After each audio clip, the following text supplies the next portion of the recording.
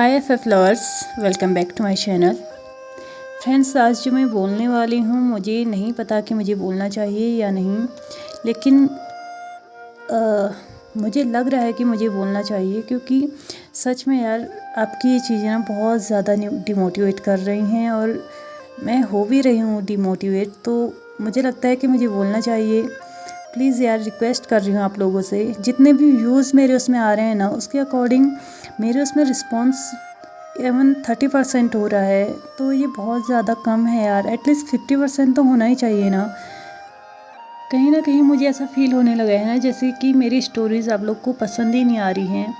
लेकिन मेरे वीडियोस पे ना व्यूज़ की कोई कमी नहीं है। व्यूज़ जितने थे उतने आ रहे हैं और बढ़ भी रहे हैं, लेकिन बस कमी हो रही है तो आप लोगों के रिस्पॉन्स की। आप लोगों का रिस्पॉन्स उसमें नहीं आ पा रहा है। ऐसा नहीं है कि जितने भी व्यूअर्स हैं वो वीडियो को आधा ही छोड़ रहे हैं, क्योंकि उसका जो एनालाइज हो रहा है ना वो कंप्लीट हो रहा है। यानी कि मेरे उसमें वॉच टाइम तो कम्प्लीटली बहुत ज़्यादा हो चुका है, लेकिन आप लोग फिर भी उसके ऊपर कोई रिस्पॉन्स नहीं करते। प्लीज़ यार, ऐसा मत किया कीजिए। एक सब्सक्राइब करने में आपको इतना तो प्रॉब्लम नहीं होता होगा, एक लाइक करने में इतना प्रॉब्लम तो नहीं होता होगा कि आप लोग किसी को मोटिवेट करने के लिए भी एक सब्सक्राइब नहीं कर सकते हैं।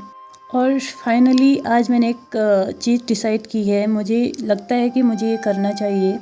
इस स्टोरी को कंप्लीट करने के बाद शायद मैं कोई नेक्स्ट एफ ना बनाऊं, क्योंकि मुझे ऐसा लग रहा है कि शायद आप लोगों को मेरी स्टोरीज पसंद ही नहीं आ रही हैं, तो वो बना के क्या ही फ़ायदा है। इसलिए इस स्टोरी को तो मैं ज़रूर कंप्लीट करूँगी। जो शुरू किया है उसको एंड तो करना ही है। तो नेक्स्ट एफ मैं तभी बना पाऊँगी जब मुझे रियलाइज़ होगा कि मेरा जो चैनल है ज़्यादा नहीं तो थोड़ा बहुत ही वो ग्रो कर रहा है। आई नो बहुत सारे लोगों को हर्ट होगा ये सुन के, लेकिन यार मैं भी कुछ नहीं कर सकती। मुझे भी हर्ट होता है जब मैं देखती हूँ अपने चैनल को एक ही जगह पे स्टक, तो मुझे भी अच्छा फील नहीं होता। इसलिए मुझे ये डिसीज़न लेना पड़ा है। तो चलिए, आज बहुत ज़्यादा बातें हो चुकी हैं, तो आज के पार्ट को स्टार्ट करते हैं। लास्ट पार्ट में हमने देखा था कि विंग जब अनकॉन्शियस था तो वैन किंग सभी लोगों को बताती है कि विंग की जो गोल्डन कोर है वो रिकवर हो रही है, वो दोबारा से एक्टिवेट होने की कोशिश कर रही है। लेकिन उसके लिए वांग जी को उसके साथ डोल कल्टिवेशन परफॉर्म करना पड़ेगा। वहाँ पे बैठे हुए वो चारों इंसान, यानी कि जैन चंग, जैन यांगली, लांग वांग जी और लैन सिचेन, चारों ही खुश हो चुके थे ये सुन के कि विंग की जो गोल्डन कोर है वो रीएक्टिवेट हो सकती है। लेकिन वैन किंग का जो फेशियल एक्सप्रेशन थे ना वो कुछ चेंज थे। वो एक ऐसे एक्सप्रेशंस में चेंज हो गए थे जैसे कि वो अभी भी किसी और चीज़ के लिए वरीड है। तभी वांग जी वैन किंग से पूछता है कि तुम्हें क्या हुआ है, क्या कोई और बात भी है जो तुम हमसे छिपा रही हो।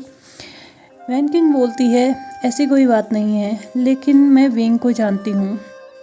वो कभी भी तुम्हारे साथ अब डोल कल्टिवेशन परफॉर्म करने के बारे में तो नहीं सोचेगा। वांग जी बोलता है कि तुम ऐसा क्यों सोच रही हो। वैन किंग बोलती हैं, भले ही आपके और लेडी लैन के बीच में कोई भी रिलेशनशिप ना हो, लेकिन फिर भी वो आपकी वाइफ है और विंग को कभी भी ये पसंद नहीं आएगा कि उसकी वजह से किसी और का राइट छीना जा रहा है, या फिर उनको वो अधिकार नहीं मिल रहा है जो कि उसे एक्चुअल में मिलना चाहिए। अब वांग जी को गुजरे हुए वो ऑलमोस्ट 2 महीने याद आते हैं, जबकि विंग एकदम नेचुरल हो चुका था, उसके ऊपर कोई रिसेंटफुल एनर्जी नहीं थी। लेकिन फिर भी जब भी वांग जी विंग को टच करने की कोशिश करता था वो उस चीज़ को रिफ्यूज़ करता था या रेजिस्ट करता था, क्योंकि वांग जी को ये बात एकदम नेचुरल लगी थी, क्योंकि उसे लगता था कि विंग शायद नहीं चाहता है, उसका मूड नहीं है। लेकिन अब वो समझ चुका था कि शायद ये भी एक रीज़न हो सकता है जिसकी वजह से वो कभी भी उन 2 महीनों में, जबकि विंग ने उससे प्रॉमिस लिया था कि उसको पे बैक करना पड़ेगा, लेकिन उसके बाद भी विंग ने कभी उसको टच नहीं करने दिया खुद को। और वो हमेशा ही एक्सक्यूजेस बनाया करता था कि कभी उसके पास सुजोई है, तो कभी वो टायर्ड फील कर रहा है, तो कभी कुछ तो कभी कुछ। इवन वो ये तक कहा करता था कि उसका मूड नहीं है।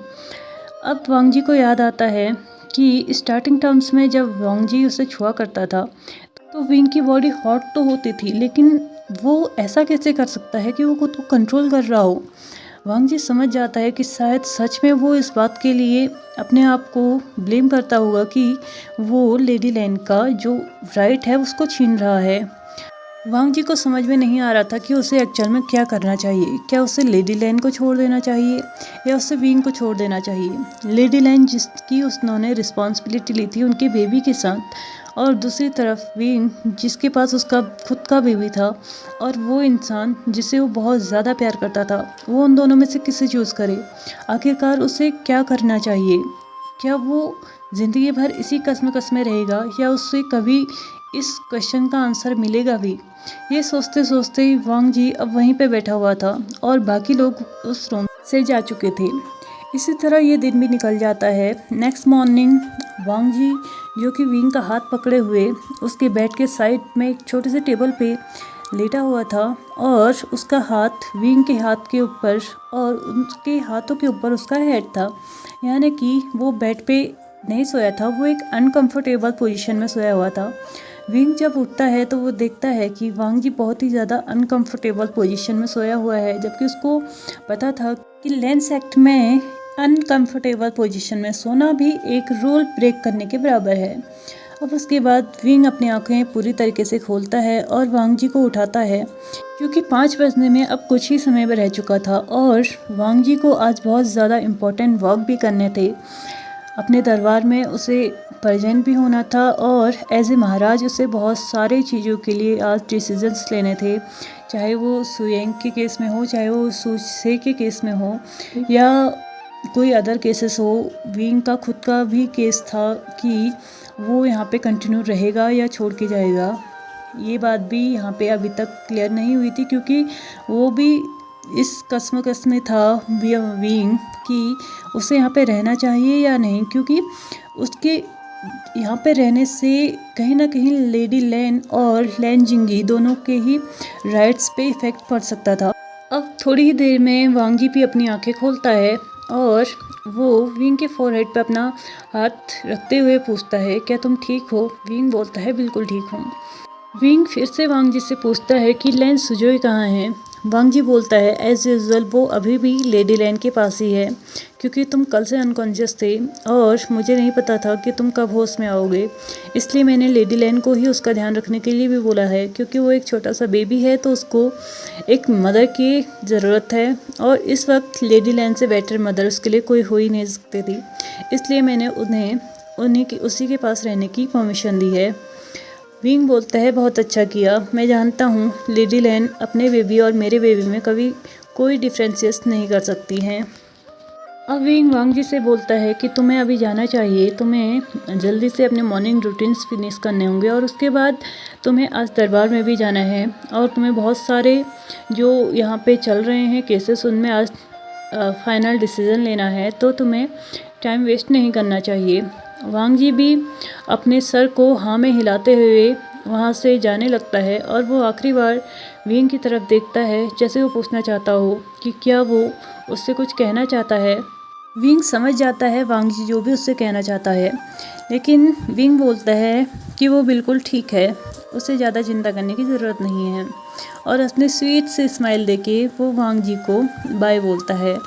इसी के साथ वांग जी भी उसके रूम से बाहर निकल जाता है और अपने मॉर्निंग रूटीन्स करने के बाद अब वो सभी लोग उस दरबार में जाके मिलते हैं जहाँ पे कि उन सभी का आज फाइनल डिसीजन होने वाला था। एज ए किंग वांग जी को ही आज सारे जितने भी केसेस थे उनमें डिसीजन लेना था, उनको जज करना था।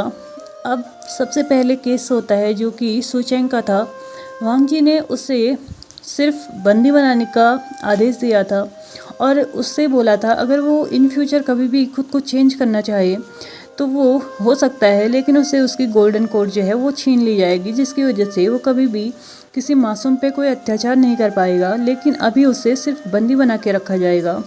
इस बात पे सुचेंग एक प्लेफुल स्माइल वहाँ पे सभी को देता है और बोलता है बहुत अच्छा होगा अगर वो उसे ताउम्र यानी कि ज़िंदगी भर एक बंदी बना के रखें, क्योंकि अगर वो उनके बंदी गृह से बाहर हो गया यानी कि उनकी जेल से अगर बाहर निकल गया ना तो वो किसी को भी नहीं छोड़ेगा और ना ही किसी को अपनी गोल्डन कोर पे हाथ लगाने देगा। किसी की हिम्मत नहीं है कि मेरी गोल्डन कोर मुझसे छीन ले। और अगर मैं यहाँ से गलती से भी निकल गया ना तो आप देखोगे कि मैं सारे के सारे जितने भी छोटे कबीले हैं ना उनका नाश कर दूंगा और इतनी तबाही मचाऊंगा कि आप लोग बस मुझे ढूंढते रह जाओगे। और इसके बाद वो वहाँ पे जो सैनिक थे ना उनको इशारा करता है और बोलता है कि चलो चलते हैं, इन लोगों की बातें ख़त्म हो चुकी हैं, मेरे केस में तो एटलीस्ट ख़त्म ही हो चुके हैं, मुझे बाकियों के जानने में कोई इंटरेस्ट नहीं है। वो वहाँ से ऐसे चले आता है लोग जैसे कि वो सबको चिढ़ा के जा रहा हो कि भैया लो अब जो करना है कर लो, लेकिन मैं तो ऐसा ही रहूँगा हमेशा। लैन चिरेन को उसकी इस हरकत पे बहुत ज़्यादा गुस्सा आ रहा होता है। वो महसूस कर सकता था कि किस तरह सूचेंग उनको चिढ़ा रहा था। उसके बाद सुसे को दरबार में लाया जाता है। उसके हाथ में से अभी भी ब्लड निकल रहा था क्योंकि उसके जो जख्म थे उसे पूरी तरीके से अच्छे से ट्रीट नहीं किया गया था। और अब वहाँ पे जो सभी लोग थे वो वांगजी से बोलते हैं कि वो अब सुसे के केस में अपना फैसला सुनाएं। विंग और वांगजी दोनों एक दूसरे को देखते हैं क्योंकि वो जानते थे कि वो असली गुनहगार उन दोनों का ही है। तो वांगजी बोलता है कि मैं अकेले इसके केस में कोई भी फैसला नहीं लूँगा, इसका जो भी फैसला होगा वो मेरे और बीवुजान की सहमति के साथ ही लिया जाएगा।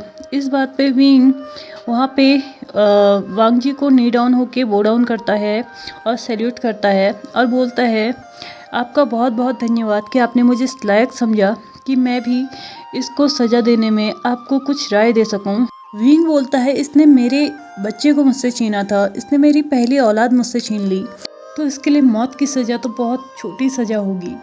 मैं चाहता हूँ कि इसे लैंड सेक्ट के जो बेसमेंट में सबसे ठंडी जगह जहाँ पे है वहाँ पे रखा जाए, वहाँ पे रखा जाए जहाँ पे कभी सूरज का उजाला ना पहुँचता हो, कोई भी इंसान इसे विजिट करने ना जाए, कोई भी इससे मिलने ना जाए, इससे खाना भी एकदम इतनी दूर से दिया जाए कि कोई भी इसका चेहरा ना देख सके और ना ही किसी को ये देख सके। इसके अलावा मैं चाहता हूँ कि इसके जो वोन्स इसके हाथ पे हैं, यानी कि इसका कटा हुआ हाथ, उसे कभी भी प्रॉपरली ट्रीटमेंट ना दिया जाए, जिसकी वजह से इसका हाथ धीरे धीरे इन्फेक्टेड होने लगे और इसका ये जख्म जो अभी की लग रहा है ठीक हो सकता है, वो धीरे धीरे नासूर बनने लगे और वो अपने उस दर्द की वजह से ही अपने लिए मौत की भीख मांगने लगे, लेकिन इसे मौत भी नसीब ना हो।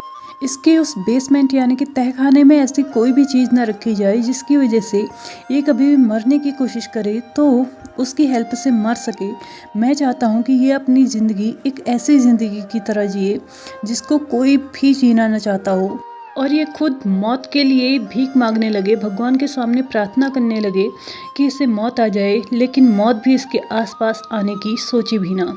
सुसे जब ये सुनता है तो उसकी आंखें बहुत बड़ी हो जाती हैं और वो विंग के पैरों को पकड़ के बोलता है कि प्लीज़ मास्टर वी, आप चाहें तो अभी के अभी मुझे मार दे, लेकिन प्लीज़ ऐसी सजा ना दे, मैं ऐसे जीवन को कभी भी नहीं जी सकता। विंग बोलता है अगर तुम्हें लगता है कि तुम अपनी सज़ा को भुगत सकते हो तो तुम भुगतो, लेकिन मुझसे माफ़ी की उम्मीद मत करो, और अगर तुम्हें सज़ा मिलनी चाहिए तो तुम्हें यही सज़ा मिलनी चाहिए, वरना मुझे नहीं लगता कि इससे बेहतर सज़ा तुम्हारे लिए कोई हो सकती है।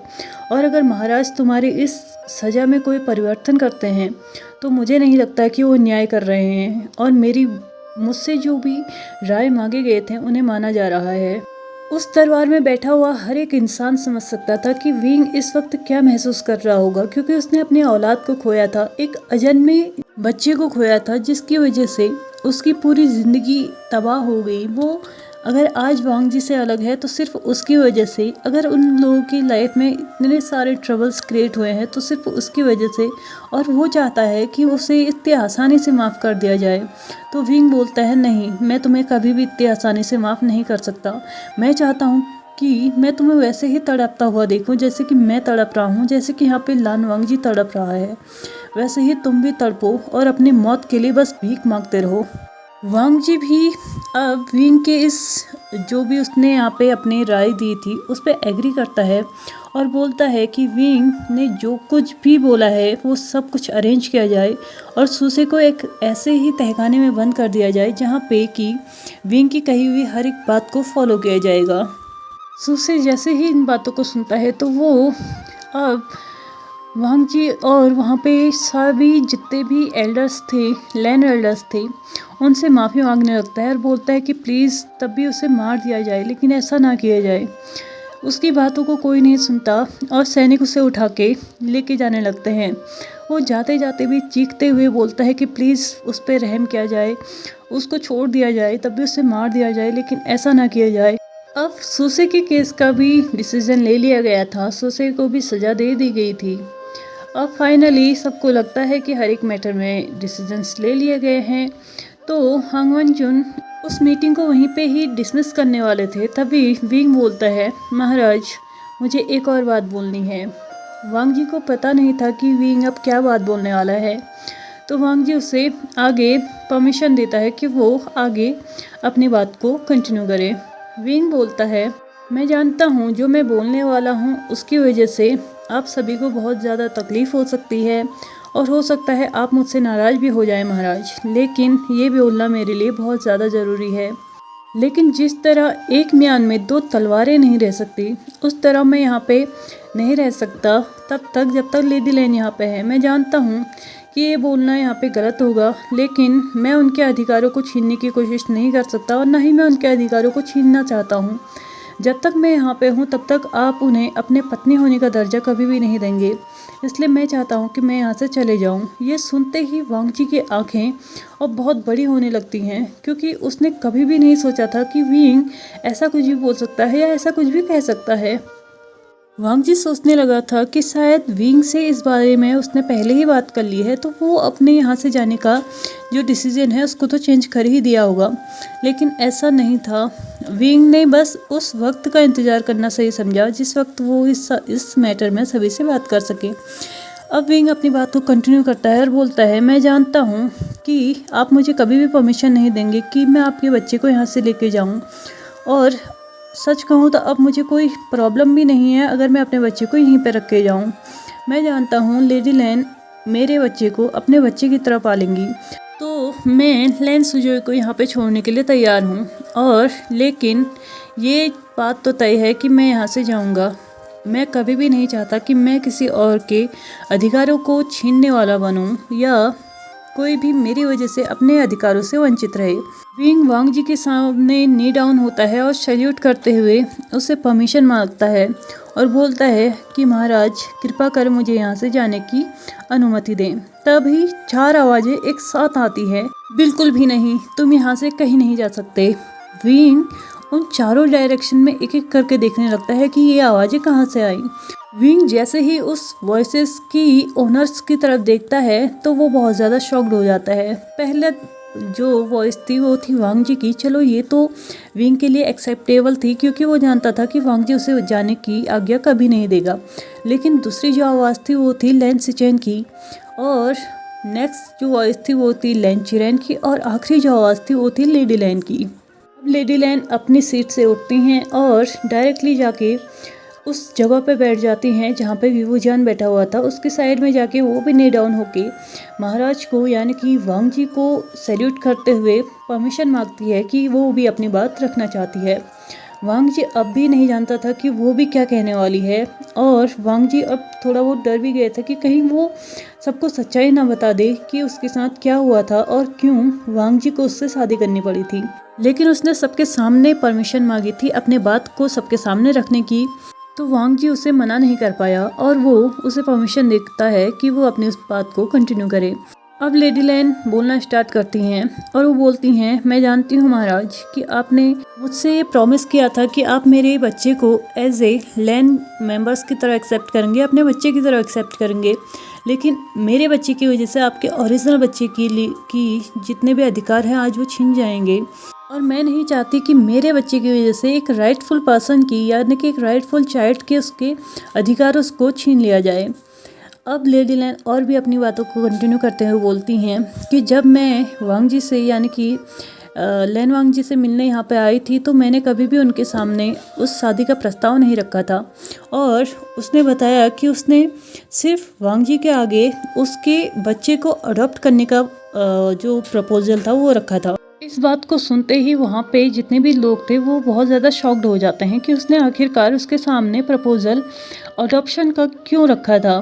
तभी वांग जी अपनी सीट से उठता है और अब वो भी वहाँ पे आके नी डाउन होके सबको बताता है कि क्यों उसने अडॉप्शन का ऑप्शन उसे दिया था। वांग जी बोलता है कि हाँ, लेडी लैन मेरे पास आई थी और उन्होंने मुझसे बोला कि मैं उनके बच्चे को अडॉप्ट करूं एज ए लैन मेंबर, और सबको ये बता दूं कि वीइंग प्रेग्नेंट है। लेकिन तब तक मेरी और वीइंग की शादी टूट चुकी थी, अब मेरे पास वो ऑप्शन नहीं बचा था।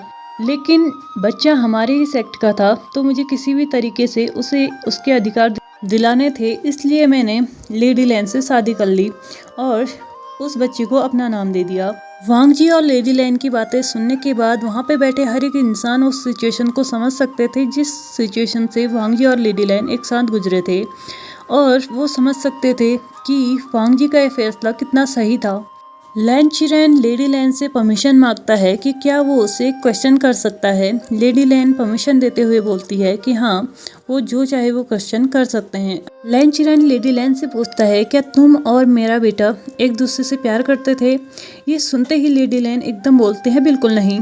लैन चिरेन की आंखें एकदम बड़ी हो चुकी थी शॉक्ड से, और वो पूछता है, अगर तुम दोनों एक दूसरे से प्यार ही नहीं करते थे तो तुम दोनों ने इस बच्चे को कैसे? लैन चिरेन आगे कुछ कह पाता इससे पहले ही वांग जी बोलता है कि शायद ये क्वेश्चन कुछ ज़्यादा ही पर्सनल हो रहा है। वांग जी लेडी लैन से बोलता है, अगर वो चाहे तो इस क्वेश्चन का आंसर नहीं भी दे सकती। लेकिन लेडी लैन वांग जी की तरफ इशारा करते हुए बोलती है कि कोई बात नहीं, मैं इस क्वेश्चन का आंसर जरूर दूंगी। लेडी लैन लैन चिरेन को आंसर करते हुए बोलती हैं, आपकी बेटी ने मुझे फोर्स किया था, उसने अपने मैजिक के थ्रू मुझे पैरालाइज किया और उसके बाद उसने मेरे साथ फिजिकल रिलेशनशिप बनाए। हालांकि मैं एक स्ट्रॉन्ग कल्टिवेटर थी, लेकिन उसके बावजूद भी उसकी जो उसने मुझ पे मैजिक यूज़ किया था, मैं उसका तोड़ नहीं निकाल पाई और अपने साथ उस होते हुए जुर्म को देखते रह गई। लेकिन जैसे ही उस मैजिक का असर कम हुआ और मैं अपने बॉडी को फील करने लगी थी, वैसे ही मैंने अपनी स्वॉर्ड से आपकी बेटी को मार डाला।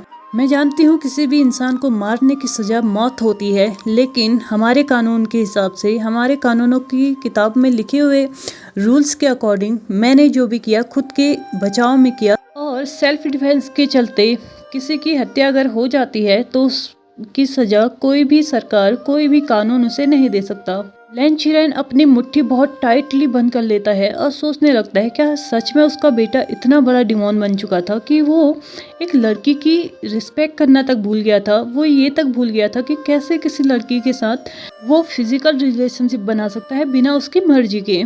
लैन चिरेन को बहुत ज़्यादा दुख होने लगता है लेडी लैन के लिए, और वो उससे सबके सामने माफ़ी मांगता है और बोलता है कि काश उसने तभी अपने बेटे को मार दिया होता जबकि उसने उसे लैन सेक्ट से निकाला था।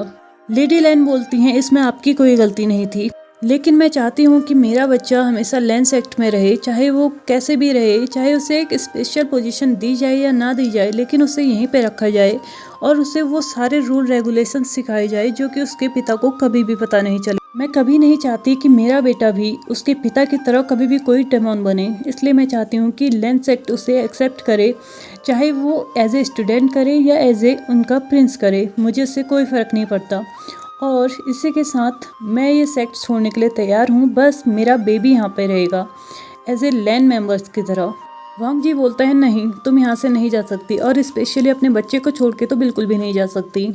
लेडी लैन बोलती हैं कि वो यहाँ पे रही तो भी वो एक महारानी के तौर पे नहीं रहेंगी, और वो डायरेक्टली अपनी वेस्ट में से उस छल्ले को निकाल देती हैं जो कि एक महारानी को दिया जाता है, और अपने हेड में से वो हेयर पिन भी निकाल देती हैं जो कि लैन सेक्ट की महारानी को दिया जाता था, और वो दोनों ही चीज़ें वांग जी के हाथ में रख के बोलती हैं कि इन्हें इसके राइटफुल ओनर के पास होना चाहिए, ना कि मेरे पास। वहाँ पे बैठा कोई भी इंसान नहीं चाहता था कि लेडी लैन के साथ कोई भी इनजस्टिस हो, इसलिए वो लोग उनकी इस बात से एग्री नहीं करते। लेकिन लेडी लैन सबको कन्विंस करने की कोशिश करती हैं और वो बोलती हैं कि वो यहाँ पे एज ए स्टूडेंट रहना पसंद करेंगी, जैसे कि वो यहाँ पे कुछ साल पहले रहा करती थी। ये बात सुनते ही हर किसी को शॉक लगता है, क्योंकि वहाँ पे बैठे हर एक इंसान ने लेडी लैन को पहली बार देखा था, तो वो कुछ साल पहले की बात कैसे कर सकती हैं। ये सुनते ही लैन चिरेन और लैन सिचेन दोनों ही वांग जी की तरफ देखते हैं, तो वांग जी उन्हें बताता है कि लेडी लैन यहाँ पे पहले स्टूडेंट रह चुकी हैं, लेकिन उनकी फैमिली के जैसे डेथ हो जाती है, यानी कि उनकी पेरेंट्स की जब डेथ हो जाती है, उसके बाद से लेडी लैन ने इस सेक्ट को छोड़ दिया था और वो अकेले जाके रहने लगी थी। लैन चिरेन और लैन सिचेन अब एक साथ बोलते हैं, लैन ली। ये सुनते ही लैन ली के चेहरे पे एक स्माइल आ जाती है और बोलती हैं कि फाइनली आप लोगों को मैं याद आ गई। लैन चैन बोलते हैं कि तुम इतने सालों के बाद इतनी चेंज हो गई हो कि हम तुम्हें पहचान ही नहीं पाए, और तुमने भी अभी तक अपनी ओरिजिनल आइडेंटिटी हमें नहीं बताई थी।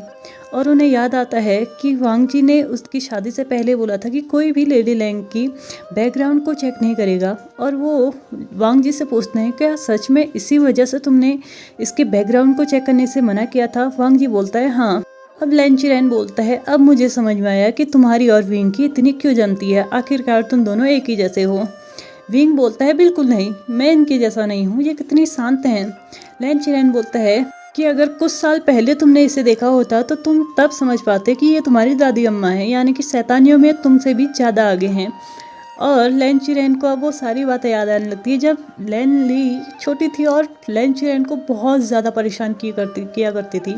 और वो उसके फ्रेंड की बेटी थी, इसकी वजह से वो उससे ज़्यादा कुछ कह भी नहीं पाते। और उस वक्त उसके जो फादर थे वो लैन सेक्ट में आते जाते रहते थे, तो वो इतना स्ट्रिक्ट लैनली के साथ नहीं हो सकते थे। लेकिन अगर वीवो जान से ज़्यादा रूल अगर किसी ने ब्रेक किए हैं तो वो लैनली ही थी।